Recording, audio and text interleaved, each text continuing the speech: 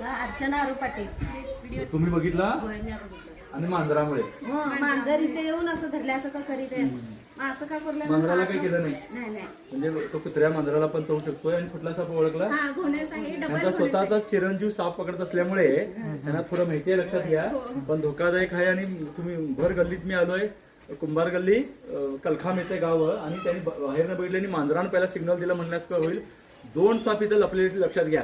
आणि अशा स्वच्छ क्लीन ठिकाणी सुद्धा बाहेर वातावरण ग्रामीण भागात नव्हतं, त्यामुळे ते आले असणार. आणि इथं ते आता आहेत का काढू.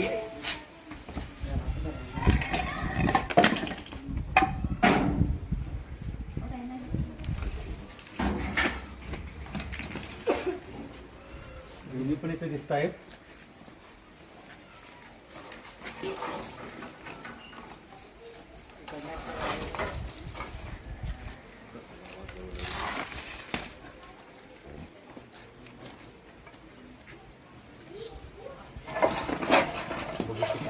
जातोय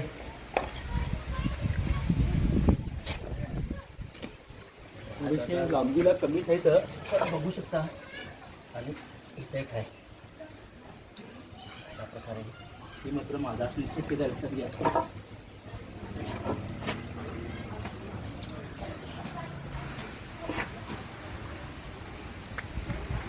शांत पण वाटत आहेत, तर हा मात्र भला मोठा आहे. आणि हा बोनस शक्यताला बोनस म्हणजे ही मादी असण्याची शक्यता लक्षात घ्या. सगळ्या सापामध्ये नर मादा जे असतात लांबीला थोडा फरक असतो. आणि ही लांबी जी असते त्याचं गुदद्वार जे आहे त्याच्यापासून ती किती लांब आहे त्याच्यावरती अवलंबून असते, लक्षात घ्या. पण बोनस जो आहे त्याची मादी मोठी असते, म्हणजे ही मादी लक्षात घ्या नर आहे. आणि मादीने एक विशिष्ट प्रकारचा सोडलेला स्त्राव असतो चामडीतून किंवा गुदद्वारातून. तो स्त्राव बरोबर त्या जातीतल्या नराला कळतोय, दुसऱ्या जातीतल्या नाही. म्हणून कधी कधी लोक नाग धमन जुलते म्हणतात, हे सुद्धा चुकीचं लक्षात घ्या. हे योगायोग म्हणावं लागेल की दोन्ही पण शांत साप आहेत, तर फार आक्रमक राहतात. धोकादायक साप मानला जातोय. हे दिसायला मोठे असल्यामुळे लोक याला अजगर पण समजतात, अजगर नाही.